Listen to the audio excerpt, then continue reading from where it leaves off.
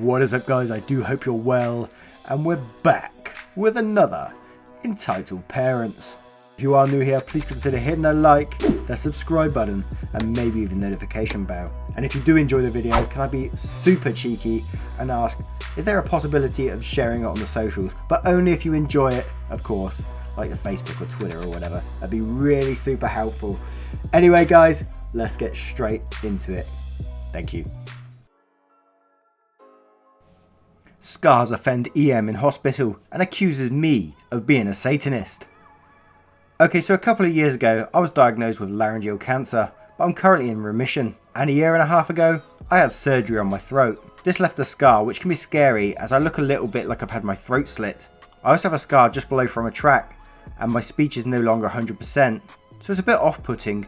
I'm kind of assuming that people understand the abbreviations and how this usually goes. This happened a few weeks ago. I'm currently 19, I'm a girl, and I volunteer in the paediatric ward in the cancer centre. I generally entertain the kids and support them if they're having a rough time, which, as you can imagine, is not uncommon. I also answer any questions they have about my experiences. A few weeks ago, a woman comes in with her kid, who are there to see a family member. As usual, I was spending time with the kids, and the woman's kid, not an entitled brat thank God, comes over and asks about my scar, and started telling me that I look cool, and that I thought I must be proud of my battle scar. I answer his questions and check out his drastic views. Once he's asked all he wants, he rushes back to his mother, who was talking to another woman.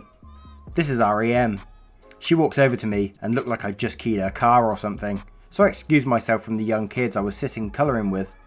When she reaches me, she glares before the accusation inevitably came out. You shouldn't be promoting that bullshit. I'm sorry, I'm not following. There are children in pain, sick and dying in here. How could you think it's okay for you to pressure them into your cultish perversions? Is cultish a word? I don't know. It's one thing to be a Satanist, but bearing a devil's mark in front of kids. Have you already lost your humanity? By this point, I was getting frustrated and trying to cut in and explain what was happening, but she cut me off. No, not a word from you. I will not let you taint me with your lifestyle choices. Why are you even lurking in a children's cancer ward? I want you off the premises. How dare you? She leaves with no other explanation, but I could almost scream as I saw her walk over to one of the security guards. The security guard walks over. I want this woman taken off hospital grounds. She has snuck in here to spread her poisonous beliefs into the kids' minds. The security guard looks unsure and thankfully asks me my side. I politely explain to him that I'm a patient at the adult ward and also a volunteer worker with the children. I also show him my visitor's badge. I then have to explain the scar on my neck isn't from a cult and actually a surgical scar. The security guard then tells EM she can either get on with her business and leave me alone, or she will be the one escorted out. The EM resigned and walked off, and I assumed that was it. But she came back later with a different security guard and told the same BS and tried to pass off the picture of roses I was helping a girl draw off as satanic symbols.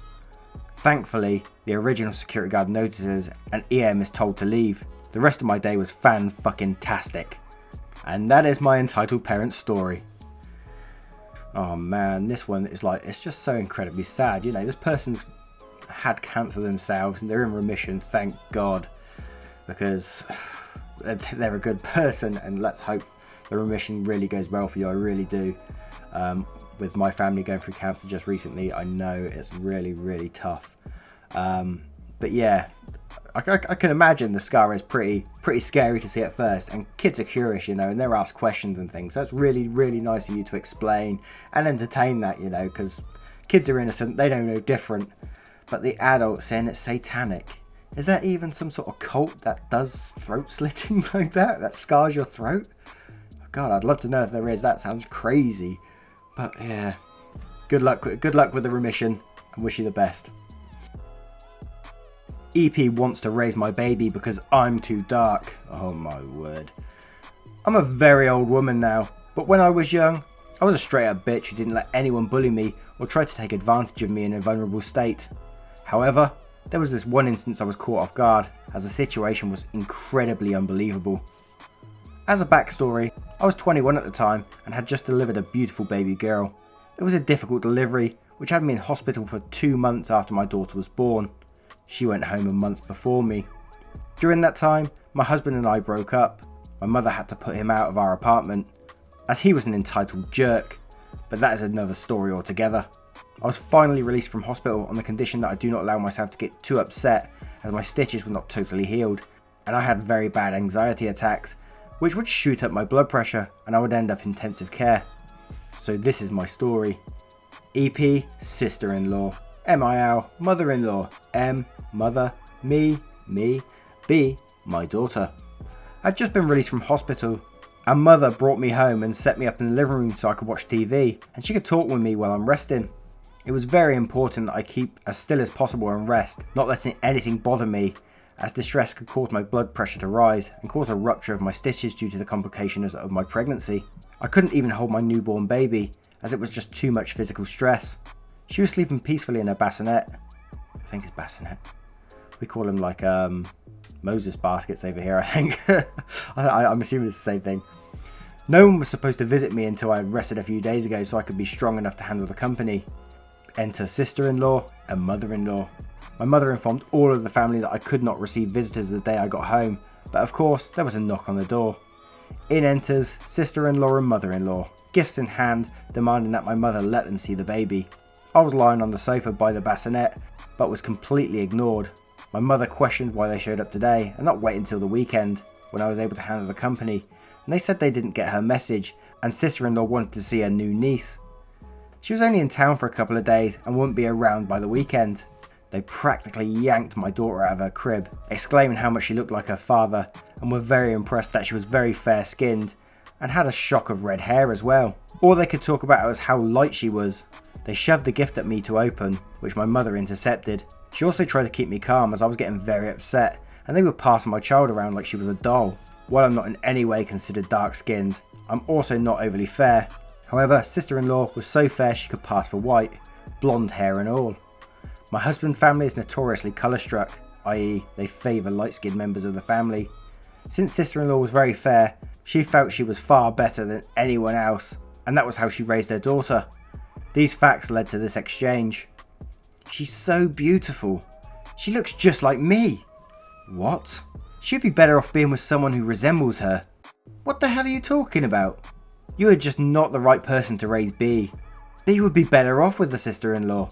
She knows how to raise B the proper way. I'm getting angrier at every moment. Please put B back in the bassinet. You want B to have a wonderful life. She would have a great life with me. My mother and I didn't like where this was going, and mother went to take B from the arms of sister-in-law to put her back in the bassinet. But sister-in-law held B tighter and exclaimed, "You don't deserve B. You're too dark to take care of B. I will take her back home with me. You can visit her now and then if you like." My blood boils and I nearly jump off the couch to go after this bitch, when I get a very sharp pain in my stomach and fell back on the couch. "Put B down now or I will whip your ass." At that, my mother snatched B from sister-in-law's grip and put B back in her bassinet. She then grabbed sister-in-law and escorted her out of our apartment, while sister-in-law was cursing her out and calling me a whore, and that the baby probably wasn't mine, which didn't make any sense. At this point, mother-in-law was very quiet and followed sister-in-law out. I would like to say that was the last I saw of her, but it wasn't. She contacted a much older B when she was around 9 and informed her that she would have a much better life if she was with sister-in-law. B already knew about the incident from mother and just politely ignored sister-in-law's remarks. B is a mother herself now and does talk to sister-in-law from time to time, as well as a mostly absent dad, but they were not in her life much, and she went from a very happy, well-adjusted kid to a wonderful adult. Sister-in-law has spoken to me once or twice during that time, not apologising, but now trying to get me and her brother back together. We have been divorced for over 20 years. Oh my word. I gotta say, your family sounds crazy. That sister-in-law is absolutely nuts. Coming in with a newborn baby laying there, and just because of her skin colour, she's claiming, "Oh, I'd be a much better mother because you're too dark." What the hell? Why would you think that? That's insane. But I can't believe that she even tried to contact her like 9 years later as well. What's she expecting? Okay then, I'll just leave my mother and I'll just go and live with you because you've got lighter skin. It makes total sense. What the frick? EM demands I change a movie that I'm watching on my computer to something her son wants. My high school had a day where grades 1 to 8 would come in and see what high school was. From what I was told, parents could join their children. A grade 3 class came into my history class to learn about prime ministers or something. I was watching How to Train Your Dragon 3 on my computer when the class came in. You know what EK, EM mean. T equals teacher. Okay everybody, find a seat. A lot of kids didn't go to school that day because of the kids, and most kids were doing the presentation. EK sits next to me. What are you watching? Can I watch that? I'm watching How to Train Your Dragon 3, and no, because it's a bit of a scary movie. And it's part of a franchise, so you wouldn't understand what's going on. You're mean. Cool. The EM then says, you should let my son watch, or put something he likes on, because that movie isn't age appropriate, and EK doesn't like it. No, the presentation is starting soon, and it's my computer, so I'm allowed to watch whatever I want. I unpaused the movie, but unfortunately, a scary scene came on. Not saying what it is, because it's kind of a spoiler. And EK sees this, and screams. What the fuck? Don't swear in front of your kid. Put Frozen on instead of that garbage. As a huge fan of How to Train Your Dragon, I was a bit triggered. I'm leaving. I'm going down to a room with computers and quietness. No, put Frozen on so my son can watch it. No, it's my computer. Mr. T, can I go down to room 103? Yeah, sure. Your student was watching a horrible movie. What was it? How to Train Your Dragon. It's not bad. I told EK he couldn't watch it. Your student should put Frozen on as an apology. The presentation is starting now. Fine, but you should punish your student for watching such a horrible movie. No, OP is a good student, and she warned EK about the movie. Well, my son didn't like it. The door is right over there, and if you don't stop talking garbage, he was around students so he couldn't swear, about my student, I will force you to leave. Thanks, Mr. T. And I leave. I had to deal with another kid while I was eating lunch, but their good parents told him to leave me alone. There's a lot of questionable things that happen in that, but you know, if it was real, it's like the teacher immediately saying, if you don't stop talking garbage. I don't know how many teachers that would do that to a parent, but I've never actually watched How to Train Your Dragon. I don't know if it's a good movie or not. But when she says, fine, but you should punish your student for watching such a horrible movie. Idiot parents and kid get my dog killed. I'm going to start off by saying that I'm not sure if this belongs here. I was told to post this here by a friend. Also, this happened about 10 years ago when I was 12. I'm not sure if they were entitled, but they were definitely idiots. Backstory, my family had a Rottweiler that had severe anxiety and needed a minute to get used to new people. This was usually not a problem, as people would usually ask and be polite if they wanted to pet her. Also, she had a vest on for when we were in public that said, in big bold neon letters, ask my owner before you pet, clearly visible and easy to read. Cast, me, my dad, MD, idiot kid, IK, idiot mum, IM, idiot dad, ID, dog, Rottweiler, Roxy. Pretty sweet name. Me and my dad were taking Roxy on a walk around our neighbourhood. She had her vest on and was happy as can be, enjoying the sun. We were passing a park when this went down. I watch a kid ask his parents something excitedly and they look our way. Vest and lettering clearly visible from the distance, 10 feet. This kid is 10 or 11, plenty old enough to be able to read. Idiot kid sneaking up behind us as we move on. The kid goes to pet Roxy without me or my dad even realising he was there.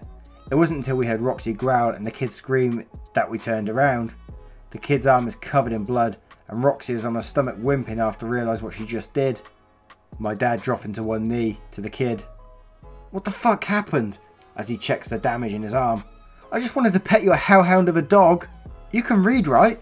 Yeah, but what does that have to do with anything? I was pointing at his vest. That's why. There is a reason she wears that. At this point, the parents are aware of what just happened and are running over. Your kid is going to need stitches. What the fuck happened? Your child ignored the warning signs on her vest and tried to pet her without giving her a chance. He got bit because he ignored a direct warning specific for this kind of situation. That doesn't matter. Your bitch attacked my child and I'll make sure that hellhound is put down. Like hell you are. She was my best friend for 5 years. We had her and I was very protective of her. You'll be hearing from our lawyer. I'll have that dog dead within a month. After making sure the bite wasn't that bad and wasn't bleeding anymore. Here's our insurance. If you want court, we can take this to court. We need to get Roxy home. I've already called an ambulance. Goodbye. After about a week of going back and forth with our lawyer, we get a court date to announce what everyone wanted out of a lawsuit. We said we just want to keep our dog, whatever it costs to pay our lawyer, and they demand the dog be put down. Our lawyer said that it might be better just to avoid the lawsuit altogether and put her to sleep because we are going to lose anyway, because of the breed and that she has prior offences, before we adopted her. My dad actually kind of agreed with this, because we're not in the financial situation to afford another lawyer. In the end, we had to comply with the demands. I was getting death threats in school, and my dad was in danger of losing his job. I was heartbroken when she crossed the Rainbow Bridge. She was my best friend for the time we had her, and I still think she was one of the best dogs I've ever had, once you got to know her. Again, I'm sorry if this isn't the right sub. If not, I'll take it down. My worst fear is if this happens with one of my German Shepherds that I have. I don't think I could handle putting another one of my dogs to sleep over an idiot's mistake. Oh man, that is, as someone who's owned dogs previously, that is just so sad that you had to put the dog down because of someone else's mistake, because they couldn't read it and they snuck up and then got bit. Who runs up to a Rottweiler and then just like sneaks up on it and then tries to just pet it from behind? There's not a chance I would do that. I mean, I'm not saying that they're bad breeds or anything, but they're scary looking dogs sometimes, you know. Although one of my friends has got a couple of Rottweilers and they are the loveliest things. Slobbery, but they are lovely. Once again, guys, thank you so much for watching. It really makes a huge difference to my day to see your comments coming up. I just love reading through them, some of your stories and stuff. The love and support you give it is just incredibly insane. And as I said at the start, if you did enjoy the video in any way, it'd be really super helpful if you could like maybe share it on Twitter or Facebook, whatever socials you use. It'd be a massive help. Thank you so much, guys. Take care now. Goodbye.